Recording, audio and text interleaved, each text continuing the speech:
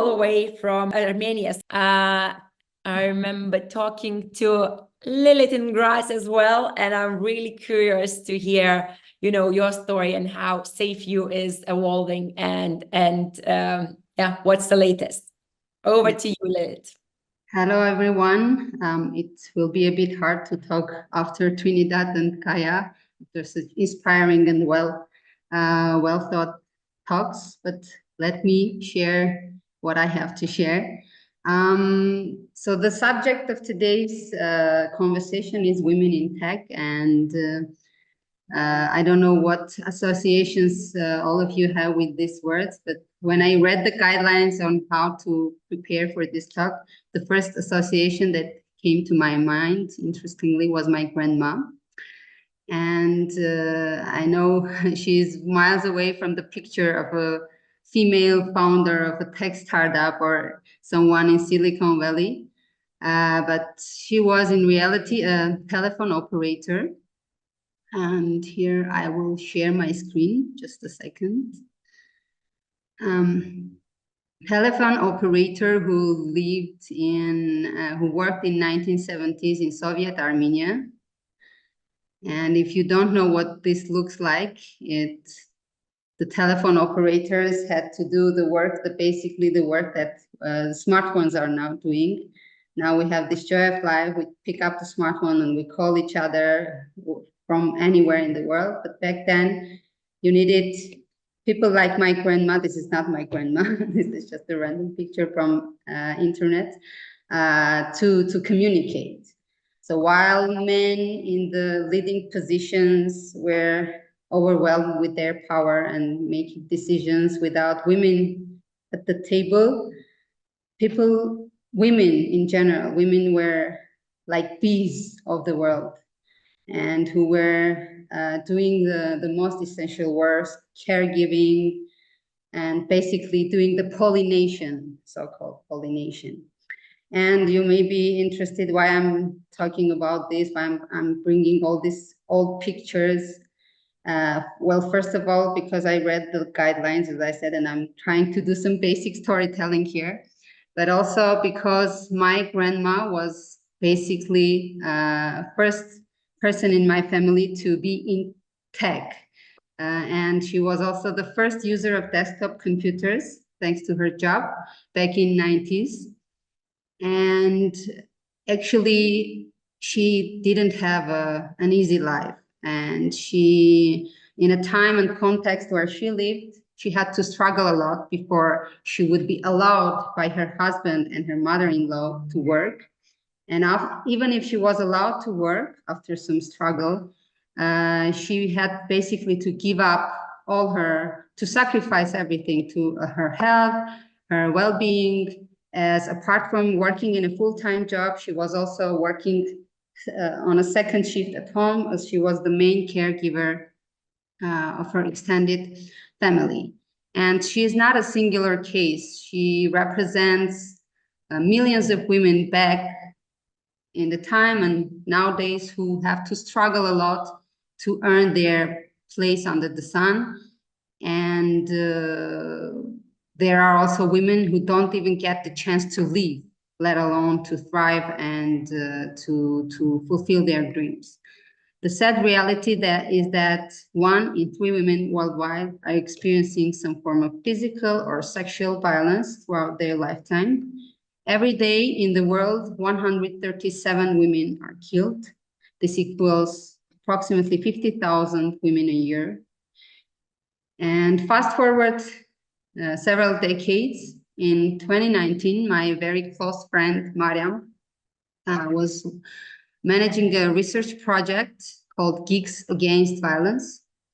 And that's when she came up with the first prototype of SafeYOU application. In 2020, when the COVID hit the world, we were both in our maternal leave. She just called me and said, "Will you join me on this mission, as I want to continue working on this direction?" The world was in dire need. Everyone from different media, you could hear that the domestic violence cases were growing every day. and she called me and said, "Will you join me on this mission?" And this was a mission that I didn't know much about. I was back then a corporate lawyer, working with different tech startups and IT companies, and violence against women wasn't an issue that I dealt with.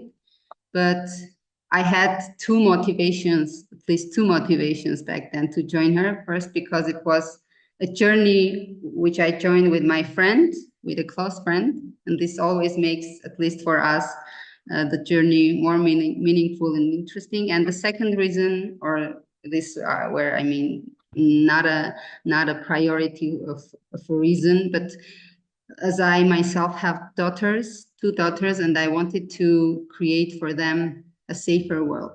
So in 2020, we converted from the prototype to an MVP of SafeYOU and launched it first in Armenian and then in Georgia.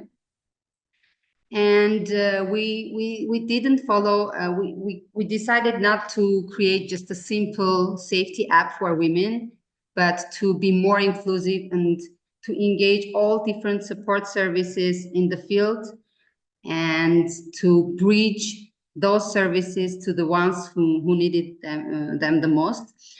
Bringing technology to a field of women's support services, nonprofits, social services, and governments is very, very hard path that we chose. And I would say that in this sense, we were we were and are actually real trailblazers. And now if I look on the journey that we had for these past 4 years, where we were 4 years ago and where we are right now, this actually inspires me too, because now we are, SafeYOU is active in 3 continents, over 5 countries, in US, Romania, Georgia, Armenia, and Iraq.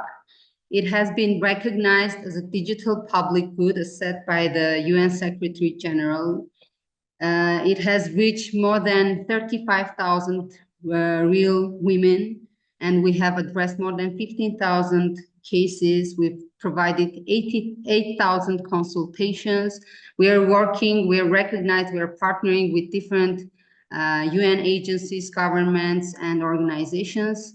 But most importantly, SafeYOU has shaped and saved lives. And it goes beyond the simple SafeYOU help button. This is becoming a real community and change maker, because I want to illustrate this with a story of a woman who didn't have smartphone herself in reality.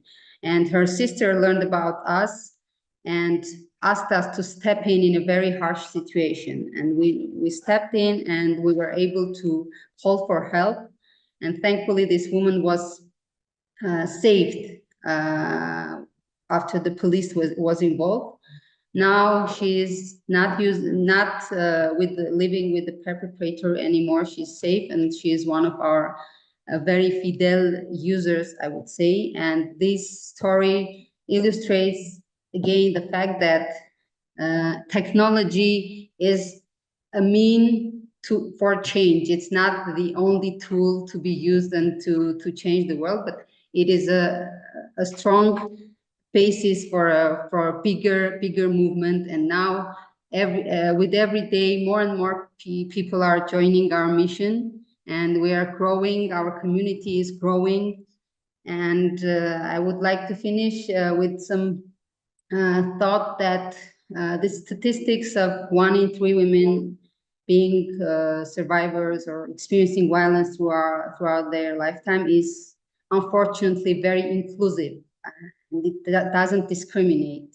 I myself am a survivor of domestic violence. Your loved ones or people you care can be in these statistics too.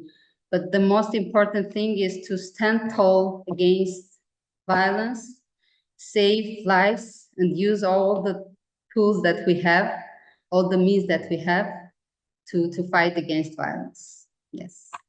Thank you, and I invite everyone to join us and amplify our voice.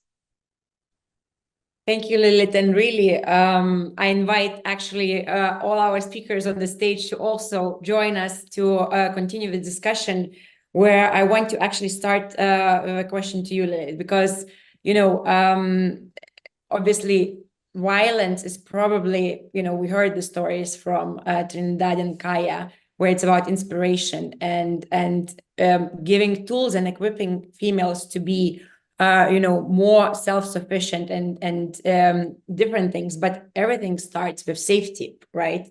Like we cannot think about progress and development if we don't feel safe to begin with. So it's very interesting to hear from you, because you're now part of, like, you're now operating, you know, also across continents and different countries.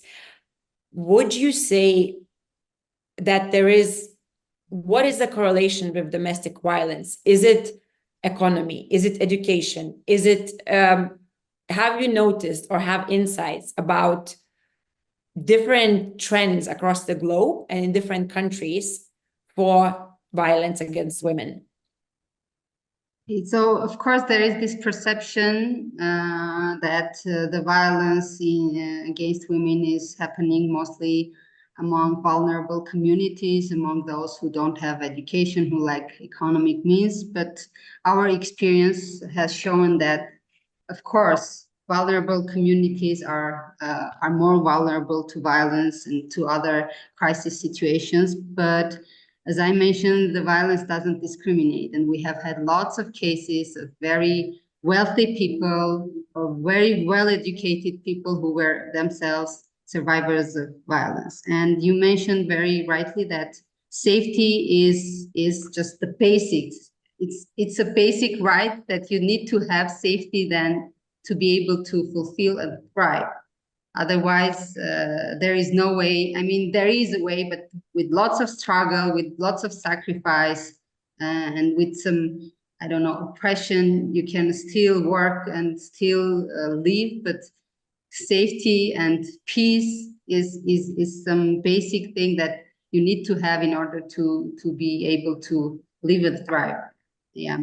So to again answer your question, you need, of course, this safety comes, it's first of all physical safety, then economic safety, because we in most of the cases in violent situations, women cannot leave the perpetrator because for multiple subjective reasons, they are dependent on the perpetrator economically. And of course, sometimes economic violence is also happening. So that's why this is one of the most important and key factors to also invest in economic empowerment of women, because this also leads to oppressive relationship if the women is economically dependent on men. And then mental and psychological safety, all of these safety layers are and components are very important to be met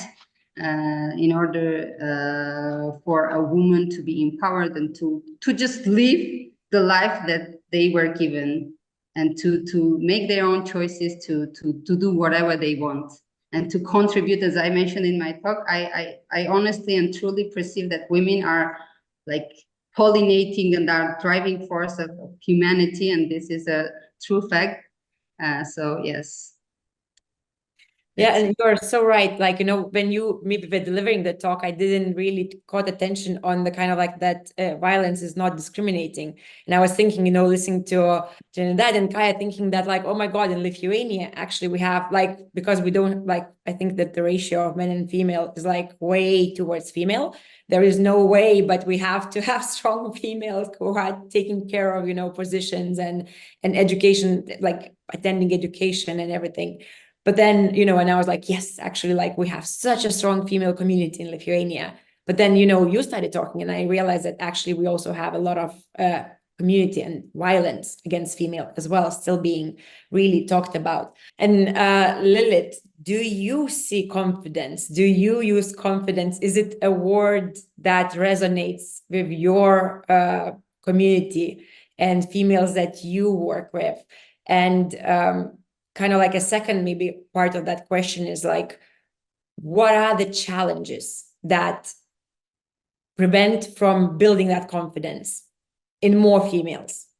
Of course, I can resonate with the word, and of course, it has direct links with also the subject that we were discussing earlier, because in many, many aspects, why victims of domestic violence or abusive relationships are not leaving the perpetrator, because they lack confidence, because they have this fear, and they lack of confidence in themselves, because they think that they cannot live without in an open world, let's say, because if the abusive relationship continues for a long time, it's sort of